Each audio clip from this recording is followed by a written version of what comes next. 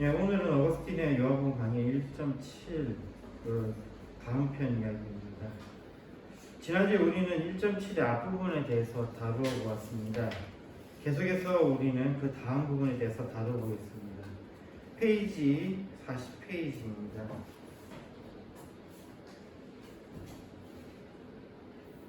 페이지 40페이지 첫 번째 단락입니다. 여러분, 이것이 제가 말씀드렸던 것입니다. 각 사람에게 적합한 방식으로 자신의 마음을 일으켜 세웁시다. 그리고 전하여진 말씀을 받읍시다. 인간의 이해를 뛰어넘는 말씀, 이것은 마음으로 받아들이는 것이 필요합니다. 신앙에 관한 논의들을 봅시다. 많은 사람들은 신앙을 감정적인 것으로 그렇게 몰고 가는 경향이 있습니다. 이 감정적으로 신앙을 몰고 가는 사람들의 모습들 중에서 이러는 거죠. 어떤 것들에 대해서 행할 생각은 전혀 없고 기도만 하고 있는다든지 또 생각하지도 않고 그냥 믿기만 하는 것, 이런 것들이 감정적인 것들입니다. 그러나 신앙은 감정적인 것이 아니라 종합적인 것이어야 됩니다. 소위 말하는 지, 정, 의, 이것들이 모두 갖춰져야 된다는 것입니다. 머리로 이해하고 마음으로 받아들이고 의지로 행동에 옮기는 것, 이것이 신앙의 모습입니다. 기독교의 전통 철학에는요, 이 지와 정의 이 두 가지 강조가 있었습니다. 이해하기 위해 믿는다라는 말이 있죠. 이해하기 위해 믿는다. 그러니까는 알지는 못하겠는데 일단 내가 믿고 그리고 이해하겠다라는 겁니다. 이거는 믿음이 앞서는 거죠. 이 믿음이 앞서는 계열이 우리가 지금 보고 있는 어거스틴을 비롯해서 이쪽 계열이, 어거스틴 계열이 이 부분을 따릅니다. 어거스틴은 무조건 일단은 믿습니다. 그리고 난 다음에 이해합니다. 반면에 믿기 위해 이해한다. 그러니까 믿기 위해 이해한다라는 표현이 있죠. 이거는 아퀴나스 토마스가 이런 이야기를 했고, 이 토마스 계열이 토미즘이라고 그랬죠. 토마스 계열이 이걸 따르고요. 토미즘의 가장 대표적인 종파가 가톨릭이죠. 이 사람들은 믿기 위해 이해한다라는 겁니다. 그러니까 지성적인 부분을 굉장히 강조한다라는 거죠. 물론 참 아이러니합니다. 지성을 강조하는 사람들이 가장 비합리적인 행위를 많이 하는 게 이게 참 그것도 아이러니한데요. 아마 자기들이 그 부분이 없으니까 그걸 강조하겠죠. 아무래도 그걸 뒤집어서 이야기하면 기독교, 우리 소위 말하는 개신교에서는 이야기에 의해서 믿는다라는 거 보니까는 이쪽은 잘 안 믿는 것 같아요.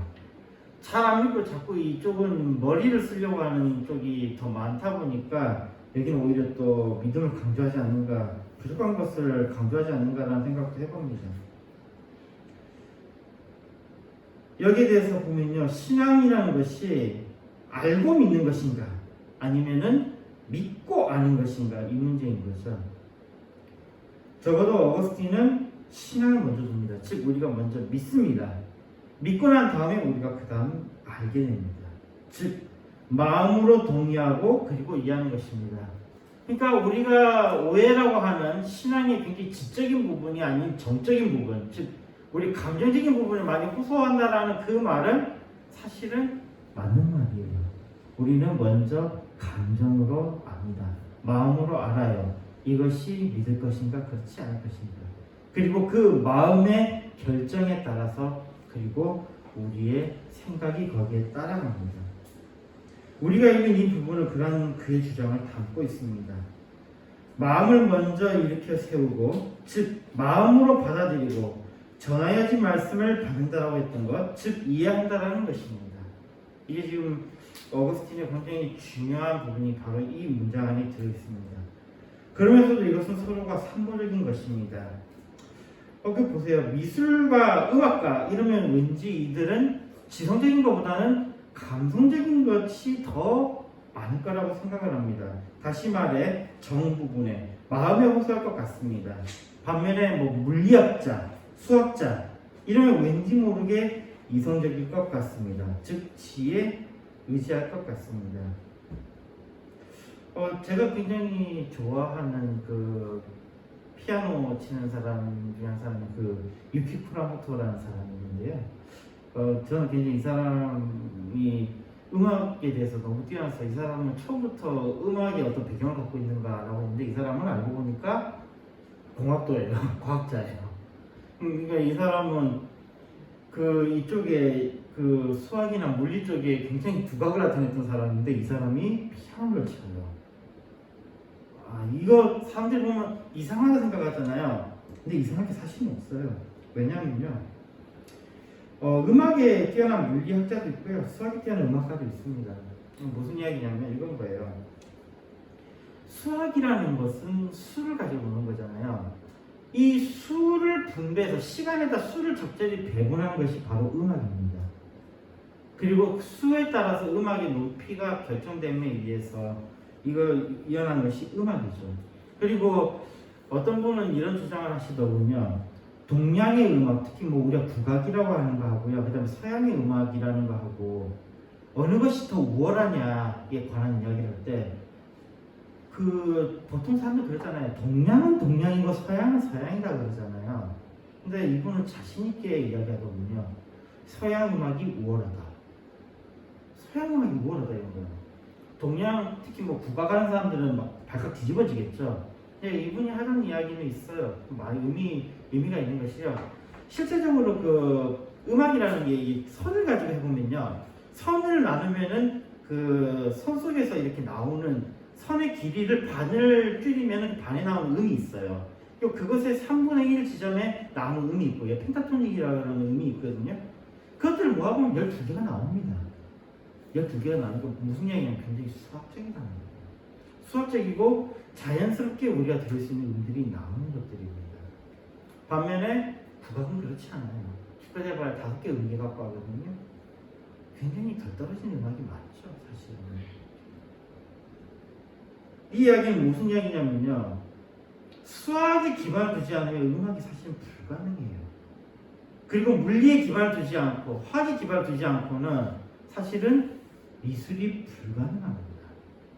우리가 미술을 할 때에도 보면 여러 가지 재료들을 사용해서 미술을 표현하잖아요. 하다못해 물감이라든지 또는 유화 같은 거. 이게 뭐죠? 화학 반응이잖아요. 그리고 어떤 것을 우리가 그릴 때는 뭐죠? 수학적인 비율을 갖고 거기서 집어넣잖아요. 그리고 물리적인 법칙이 간이 들어가 있잖아요. 무슨 이야기냐면 이 모든 것들이 아우러져야지 괜찮은 작품이 나오고 괜찮은 성과가 나온다는 겁니다. 그러니 물리학자가 피아노를 잘 치는 것은 이상한 게 아니에요. 또는 음악가가 수학을 잘하는 건 이상한 게 아닙니다. 수학을 꼭 못하는 애들이 음악한다 그러면 음악에도 별 두각을 못 나타내죠. 공부를 잘하는 애들이, 소위 말하는 공부를 잘하는 애들이 그 예능에도 뛰어납니다. 인기몰이하고 또 다른 거예요. 인기몰이하고 또 다른 건데 인기 있는 사람하고 이게 뛰어난 그런 작품을 만들어내는 건 또 다른 문제니까요. 그와 관계없이 모든 것이 다 연관이 되어 있다는 것입니다. 그러니 이 모든 것이 연관을 갖고 있다고 우리가 받아들일 수 있고요. 모든 것의 출발은 그래서 마음에서부터 시작되는 거예요. 마음에서부터요. 우리가 뭔가를 받아들이는 그 기준에서부터 모든 것이 시작된다는 거예요. 수학도 우린 그렇잖아요. 우리의 이성에서부터 시작된다 그러지만 우리가 처음에 받아들이는 것, 수에 대해서 믿음을 갖고 받아들이는 것부터 시작된다는 것에서는 모든 것들이 마음에서부터 시작됩니다. 받아들이면서부터 시작된다는 것이죠. 즉 믿음에서부터 시작된다는 것입니다. 페이지 40페이지 두 번째 가각입니다. 그런데 아마도 제가 하나님보다 여러분 앞에 더 가까이 있다고 여러분들이 이렇게 말할지도 모르겠습니다. 그러나 그러한 생각은 여러분들에게서 멀리 하십시오.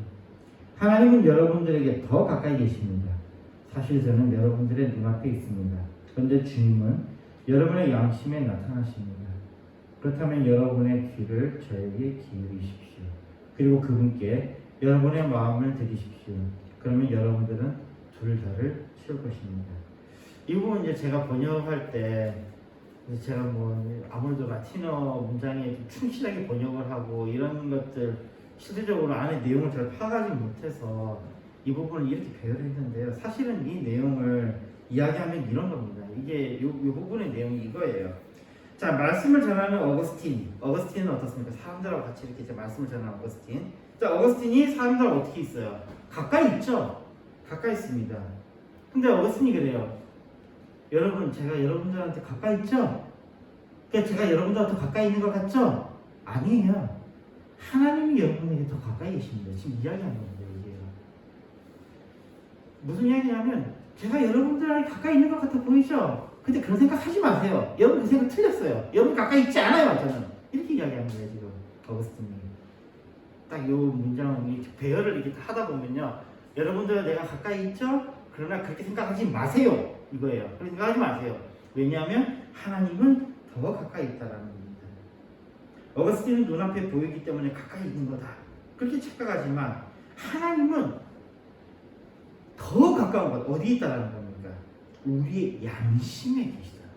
우리의 마음에 나타나신다는 겁니다. 인간은 보이는 것에 집착합니다. 보이지 않는 것은 허상이라고 쉽게 이야기하는 사람들이 있습니다. 물론 멍청한 사람들이죠.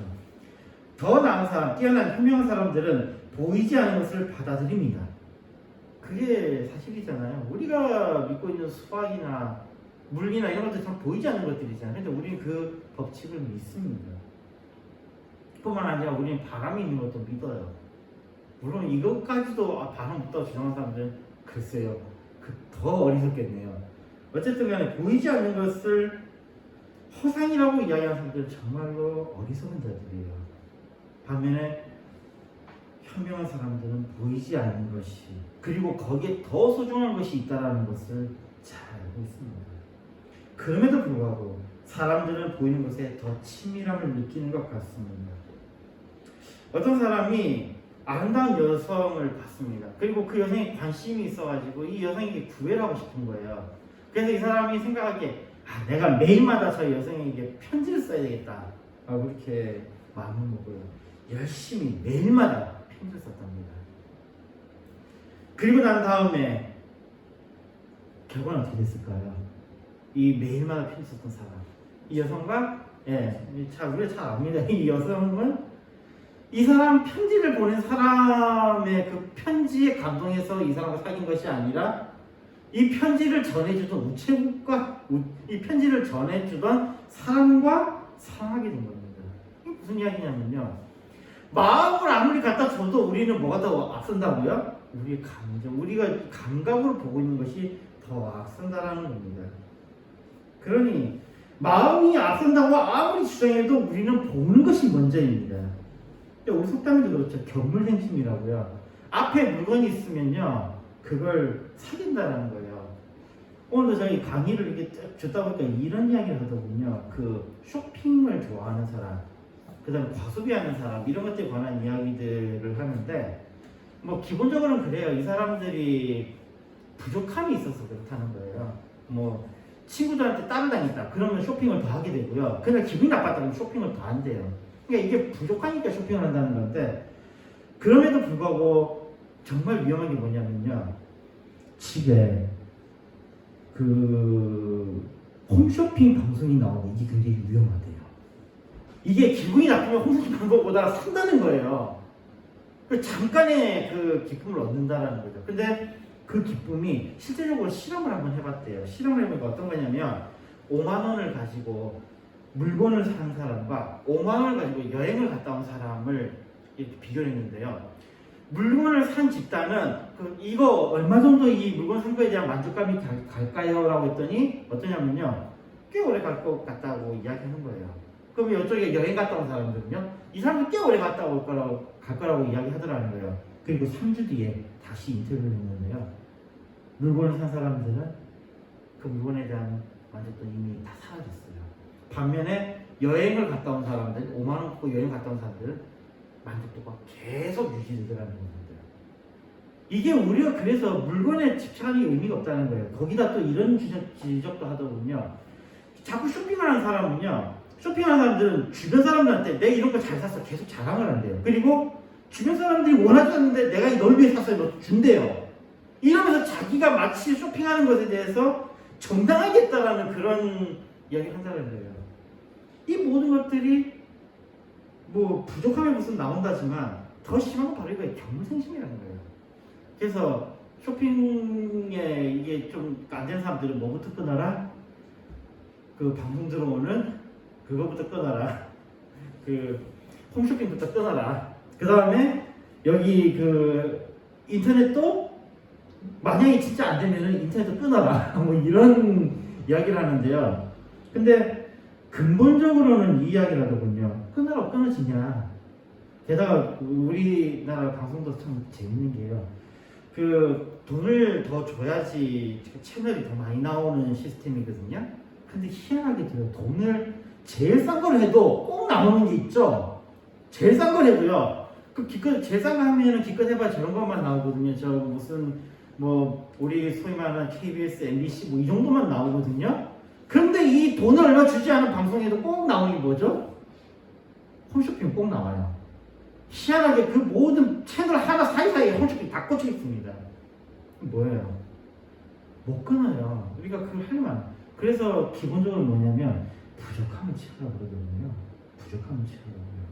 그리고 항상 사람들은 다른 사람들한테 밀려나고 경쟁에서 밀려나고 또 다른 사람과 비교했을 때 떨어지고 하기 때문에 그것을 제대로 소화할 수 있는, 예를 들어서 뭐 공부라든지 아니면은 무슨 자격을 취득한다든지 이런 쪽으로 돌리지 않는 이상은 이게 치유가 안 된다고 하더군요. 그럼에도 불구하고 지금 여기서 이야기하는 건 결국은 그러면 왜 우리가 그렇게 사게 되냐? 마케터들이 그렇게 잘한다는 거예요. 우리 인간은 그렇게 잘한다는 겁니다.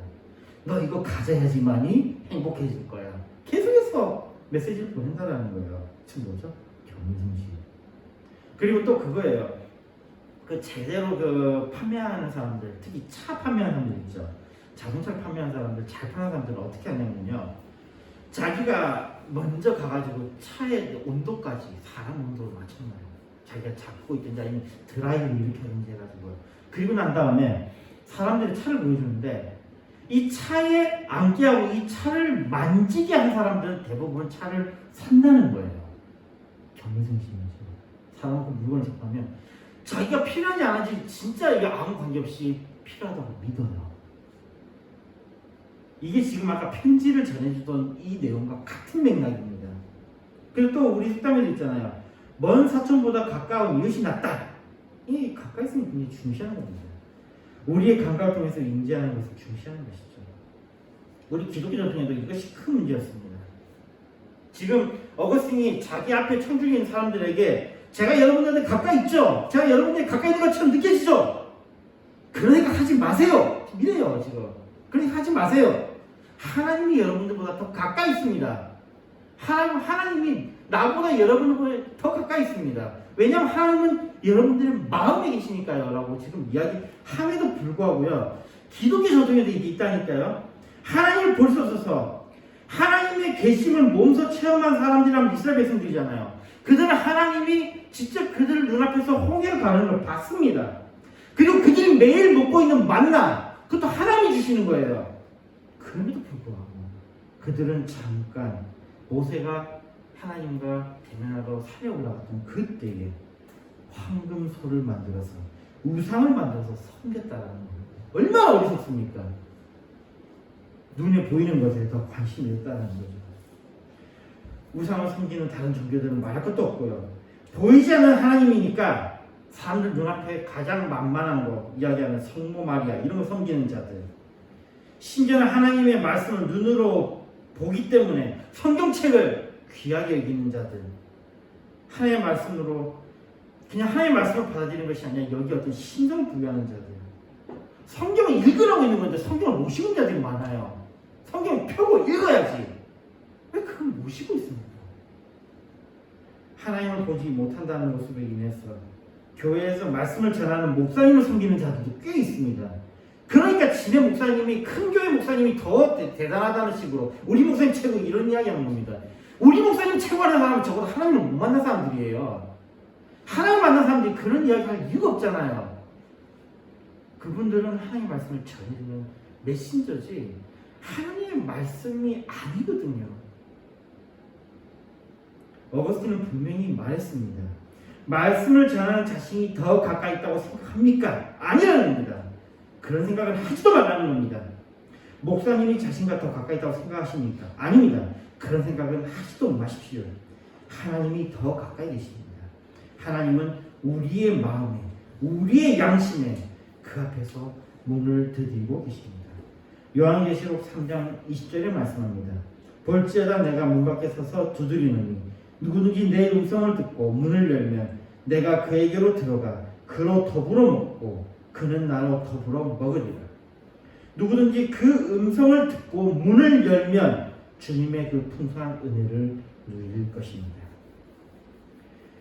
여기서 분명히 합시다. 말씀은 누구에게서 듣습니까? 말씀을 우리 누구에게서 듣습니까? 목사님을 통해서 듣습니다. 또 전도사를 통해서 듣습니다. 성경 말씀을 통해서 읽습니다. 성도들을 통해서 듣습니다. 말씀도 우리는 감각으로 분명히 그것을 받아들입니다. 그러나 우리의 마음을 하나님께 둬야 합니다. 우리의 마음의 문을 열어야 합니다. 우리의 도움은 천지를 지으신 여호와께로부터 있기 때문입니다. 페이지 40페이지 마지막 단락 세 번째 단락입니다. 여러분의 눈들 그리고 그러한 여러분의 육체적 감각들을 들어 우리에게 향하기를 바랍니다. 그러나 이것은 우리가 그러한 산들 가운데 있는 것이 아니기 때문에 우리에게 향하는 것이 아닙니다. 오히려 복음서 그 자체로 향하는 것이며 복음서 저자에게 향하는 것입니다. 여러분의 마음을 채우기 위해 주님께로 향하는 것입니다. 자, 여기에 굉장히 현실적인 이야기를 합니다. 많은 사람들이 그럽니다. 우리는 하나님을 바라봐야 합니다. 좋습니다. 하나님 바라보는 거 맞습니다. 그래서 어떻게 해요? 어떻게 해요? 그때 우리는 다시 되돌아가는 거예요. 감각에 우리는 의존합니다. 우리가 하나님께 향한다는 것은 우리의 마음을 드린다는 것은 우리의 눈을 들어 산을 보는 것입니다. 우리의 눈으로 복음서를 읽는 것입니다. 우리의 귀로 복음을 듣는 것입니다. 우리가 눈을 들어 산을 향하는 것은 큰 산인 요한에게 향하는 것만은 아닙니다. 그가 전하는 복음, 말씀 자체로 향하는 것입니다. 많은 이야기를 했지만 계속해서 강조합니다. 우리는 말씀을 사람을 통해서 듣습니다. 사람의 언어로 쓰여진 말씀을 통해서 읽습니다. 하나님께서 체험하게 하신 것을 통해서 우리는 체험합니다. 그러한 가운데 우리의 마음을 오직 예수 그리스도 우리의 구원자 하나님께로 향해야 합니다. 페이지 41페이지 첫 번째 단락입니다. 그러므로 각 사람들이 그와 같이 향하여 바라보게 합시다. 즉 그가 무엇을 향하여 바라보게 해야 하는지 그리고 어디로 바라보게 해야 하는지를 알게 합시다. 제가 무엇을 말씀드렸습니까? 무엇을 향하여 바라보게 해야 하며 어디로 바라보게 해야 한다는 것을 말씀드렸습니다. 자, 이제까지 논의돼서 질문을 정리합니다. 이 질문은 두 가지로 그냥 딱 이야기할 수 있습니다. 제가 했던 것들요.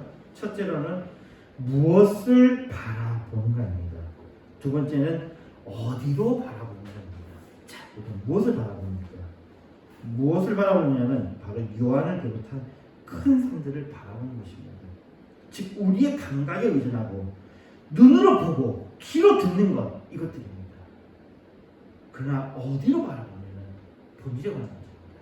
우리의 마음이 주님을 향해야 한다는 것입니다. 페이지 41페이지 마지막 단락 두 번째입니다. 주님을 향하여 바라보게 하는 것은 어떤 종류의 마음인지 각 사람으로 알게 합시다. 육신의 쾌락의 짐을 지면서 그 이상으로 타락하지 않으려면 그 짐이 가벼워져야 합니다. 그러나 각 사람은 자신이 육신의 짐을 지고 있는 것을 스스로 보고 있지 않습니까? 마음을 깨끗하게 하기 위해 양심을 통하여 일하게 합시다. 그로 인해 하나님을 바라보게 합시다. 마음이 청결한 자는 복이 있나니 그들이 하나님을 볼 것입니다. 우리의 삶은 힘들고 고되다고 합니다. 근데 우리의 삶이 힘들고 고된 것은 뭐 때문입니까? 그것은 우리의 욕심 때문입니다. 우리의 욕심의 무게만큼 우리는 힘들고 고되다는 것입니다. 왜요? 목표가 높이 있는 사람들도 힘들게 가야 되잖아요. 물론 우리가 목표를 낮게 해서 뭐 그렇게 살 필요는 없습니다만 분명한 건 목표가 높은 사람들은 힘듭니다. 그냥 좀 더 대학 입학 우리가 뭐 한국에 사는 사람들 대부분 다 대학 입학 시험을 치러봤으니 대학 입학 시험에 관해서도 이야기할 때 뭐 조금 낮은 대학에 갈 때는 조금 더 쉽게 가는 거예요. 근데 목표를 굉장히 높게 잡아가지고 제가 여기 의대를 지원하겠다라고 하면 얼마나 열심히 해야 됩니까? 그 있잖아요. 적당한 대학 가려면은 그냥 학교 끝나고 그냥 집에 와서 쉬고 놀아도 되죠. 그러나 의대를 가려고 그러면 어떻게 해야 됩니까? 밤 12시간 다 될 때까지 공부를 해야 되잖아요. 그 정도는 해야지 가잖아요. 그리고 그것뿐만 아니고 학생만 고생하는 게 아니죠. 부모도 같이 고생해야 돼요. 뭘로요? 돈으로요. 돈을 열심히 주어줘야 합니다. 그 어떤 분이 그러더군요. 그 이야기하는데 이런 이야기 하더군요. 자기 아들이 그 과학고를 가겠다고. 과학고가 아니고 예술고를 가겠다고 해서 했는데 얘가 예술에 대해서 전혀 모르는데 얘가 갑자기 자기 음악을 하겠다고 해서 시켰다는 거예요. 그것도 한 달 남기고요. 근데 애가 엄청 천재인 거예요. 한 달 동안 열심히 해가지고 예고를 합격했어요. 우리 이거 보고 와 잘했다 그러잖아요. 근데 얘가 가보니까 아니더랍니다. 결국 얘는 예고를 자퇴할 수밖에 없었습니다. 왜죠? 걔네들은요 부모들이 벌써 선행학습을 다 시켜놨어요. 이미 알 거 다 알아요. 이쪽에서는 지금 악보를 못 읽는데 여기는 악보를 읽는 애들이 대부분이에요. 악보를 못 읽고 어떻게 음악을 해요? 자기 혼자서 하는 것이라면 상관없지만요. 다른 사람과 같이 할 때는 이야기가 달라요. 의사소통 같은 게 준비되어야 되거든요. 또 어떤 사람이 이런 이야기하고 자기가 과학고를 가기 위해서 정말 열심히 공부했대요. 자기는 과학고 가기 위해서 그렇게 많은 걸 준비했는지 모르고 정말 열심히 했답니다. 그냥 악발로 공부해가지고 중학교 때 겨우겨우해서 과학고에 갔다는 거예요. 과학고에 갔는데 계속 꼴찌됐답니다. 계속 꼴찌됐대요. 다른 사람들은 과학고 같은 경우는 보통 2년 하고 나면은 얘네들은 그냥 카이스트로 가거든요. 그러니까 3년 졸업을 안 하고 그냥 2년까지만 하고 카이스트로 그냥 들어가 버려요. 과학고의 대부분이. 거기서 공부 못한 애들이 이제 뭐 서울대를 가니 뭐 연대를 가니 이런다고 그러거든요. 이 사람도 해봤는데 안 되더라고요. 왜 나는 안 될까? 내가 머리가 나빠. 아니요, 머리는 진짜 좋은 것 같아요. 자기가 알았던 겁니다.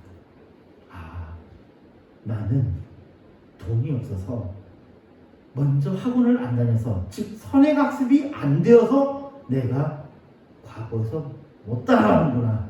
그걸 알았다는 겁니다. 그거 깨닫고 난 다음에는요 다른 애들하고 똑같이 안 하고 그냥 다 포기하고 열심히 그냥 자기 페이스대로 공부해서 1년을 더 공부해서 서울대를 들어갔대요. 1년을 더 공부해서. 다른 애들은 2학년만 약 2년만 하고 다 그 카스트를 들어가는데 자기는 어쩔 수 없이 1년을 더 공부해서 1년을 더 공부하다가 바로 수능을 준비한다는 겁니다. 수능을 준비해서 갔다는 거예요. 다른 애들은 수능 이런 거 안 치고 바로 갔는데 이게 뭐냐면요 뭔가를 도달하려고 그러면 그 학생 혼자만 하면 안 된다는 거예요. 적어도 의대 가는 애들 뭐 이런 애들은 그 학생 혼자만 되는 게 아니에요. 부모가 열심히 돈으로 지원해야 돼요. 뭐냐면 적어도 고등학교 들어가기 전에는 벌써 고등학교 과정을 다 끝내야 된다는 겁니다. 다 끝내야 돼요. 그러지 않고 거기서 따라가가지고 대학을 들어갔다. 천재입니다, 걔네들은요. 선행학습 안 하고 대학까지 간 애들 천재예요. 저 생각해보니까 진짜 그랬구나. 왜냐면요 제가 옆에 친구들 그 부산대학 정도 간 애들한테 물어보니까 대부분 애들이 다 부모님들이 선행학습 다 시켰대요. 다 이미 중고등학교 들어가기 전에 고등학교 때까지 다 했다라는 겁니다. 저 몰랐어요. 거기 가고 열심히 하면 되는 줄 착각했던 거죠. 봐보세요. 이게 벌써 노력의 차이가 어마어마한 거예요. 그렇게 높은 곳을 바라보려고 그러면 더 어떻게 되는 거예요? 고통이 가중되는 겁니다. 학생은 학생대로 그렇다고 자기가 안 따라가면 안 되거든요. 하기는 하더라도 부모가 열심히 돈으로 쏟아부어도 자기가 해야 되거든요. 다 같이 고생하는 거예요. 다 같이 고생해야 그곳에 이르게 됩니다. 즉 자신의 욕심이 얼마만큼 있느냐에 따라서 그 무게가 달라진다라는 거예요. 이게 지금 나쁘다는 이야기가 아닙니다. 대가를 치러야 된다는 거예요. 뭔가를 원하는 것이 있다면 대가를 치러야 된다는 것입니다.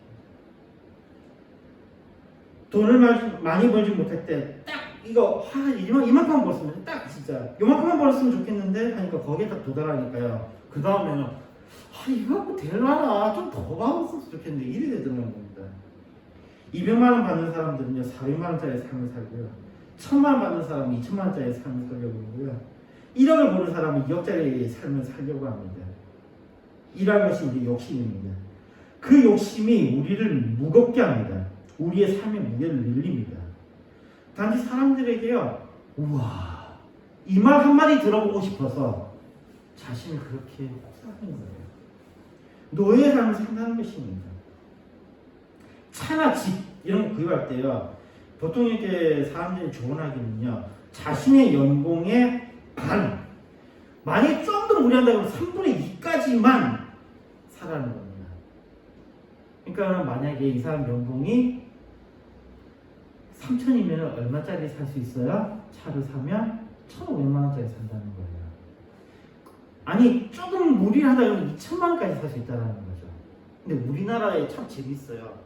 보면은 제가 우리나라 사람들 대부분이 받는 연봉 대충 보니까 우리나라 사람들 받는 연봉이 거의 4천 정도 들어요. 3천에서 4천, 3천에서 4천 정도 되더라고요. 근데 우리나라에 돌아다니는 차들은 5천이 넘는 차들 많아요. 4천 넘는 차들이 대다수예요. 얘네들은 100이면 100을 다 꼬라박든지 아니면 돈을 빌려가지고 차를 산다는 거예요. 그러다 보니까 그들은 결국은 노예가 되는 거죠. 사람들이 우와 하면서 너는 경제 자유를 얻었구나라고 하는데 실제로는 뭐예요? 경제적인 노예가 되는 거예요. 자, 1억짜리 차를 하나 산다 치면요, 내가 한 달에 100만 원씩 이걸 갚아 나간다고 치면은 몇 년간 노예가 되냐면요, 9년간 노예가 됩니다. 9년간요. 그런데 차를 사면은 100만 원 차값 말고 또 뭐가 들어가죠? 유지비가 100만이 또 들어가요. 200만이 들어갑니다. 그럼 몇 년간 노예가 되냐면 18년간 노예가 돼야 됩니다.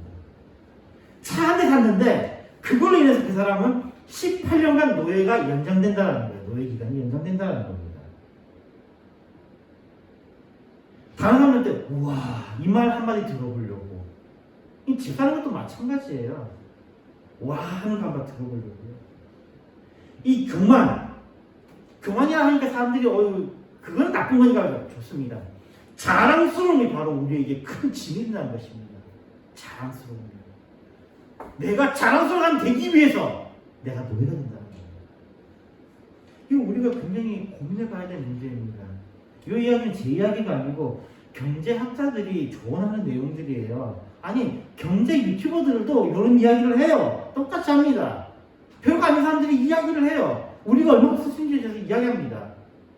사람이 잘 소비하는 것에 대해서도요, 간단해요. 내가 만약 100만 원 벌면 한 달에 얼마 쓰면은 이 사람이 제대로 사는 거죠? 100만 원에 100만 원 다 쓰면 과소비입니다. 100만 원에서 70만 원 쓰면 과소비입니다. 100만 원에서 60만 원 쓰면 그 사람은 적절한 거예요. 100만 원에서 50만 원 쓰면 그 사람부터는 구두쇠입니다. 구두쇠. 이런 지표들이 있어요. 즉 0.6이 되는 거예요. 자기가 버는 것.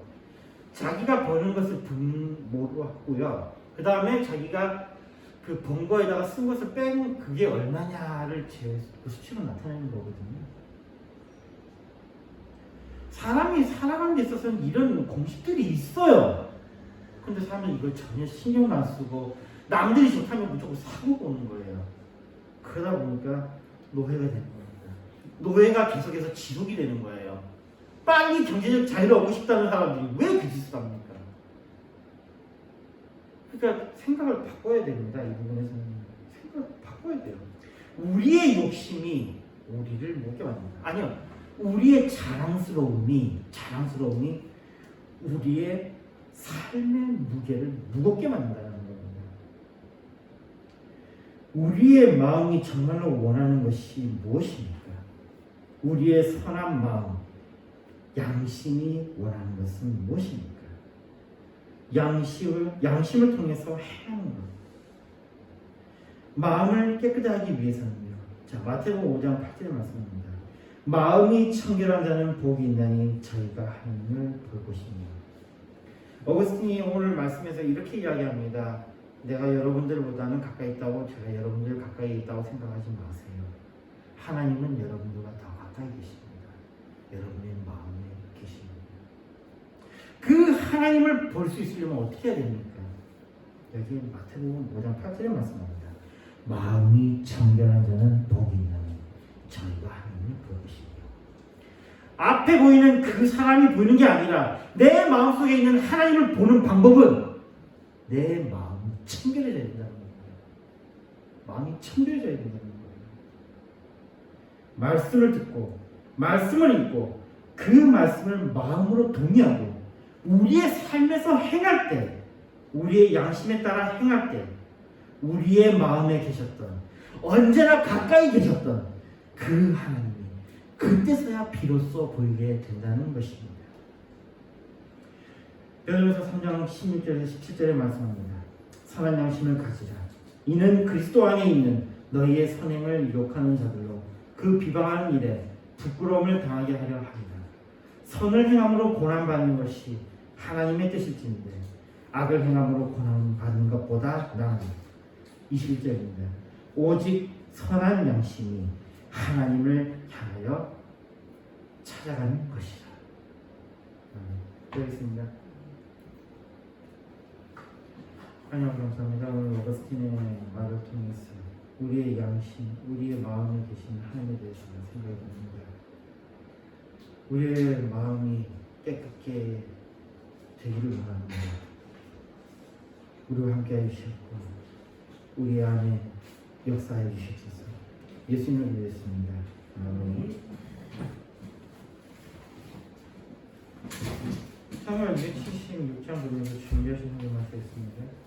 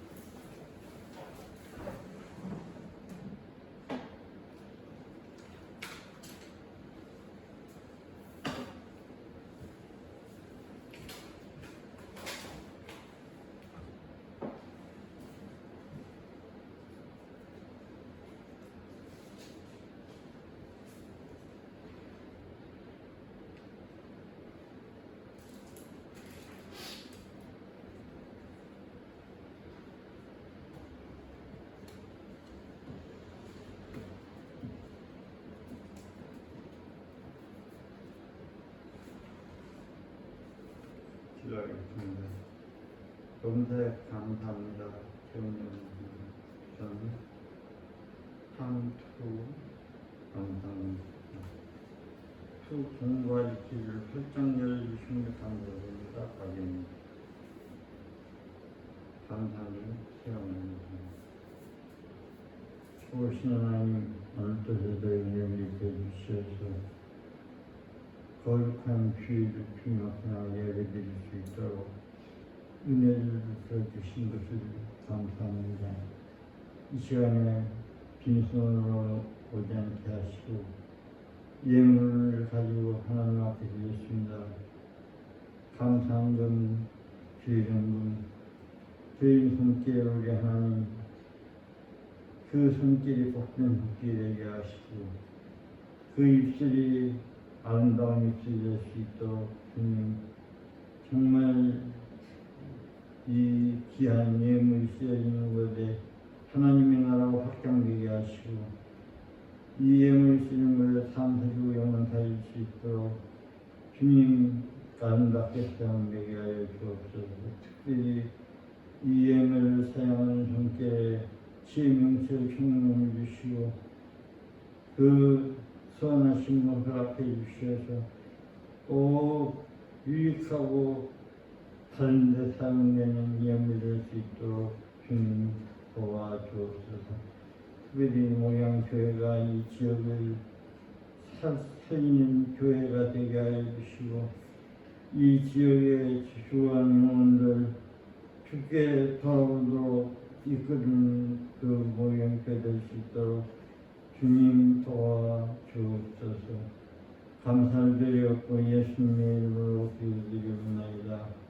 아멘.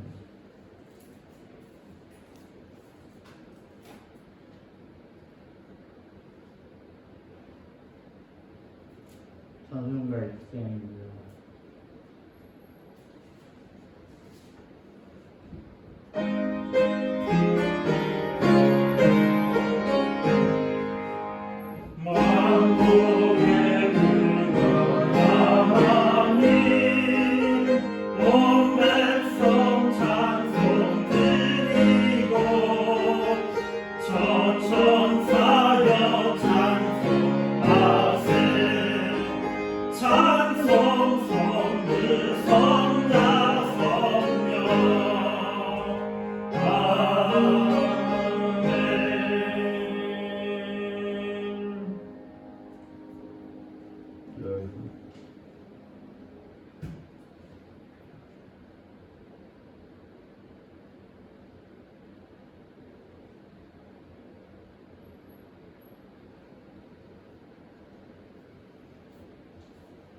오늘 거룩한 날 하나님 앞에 예배한 모양교회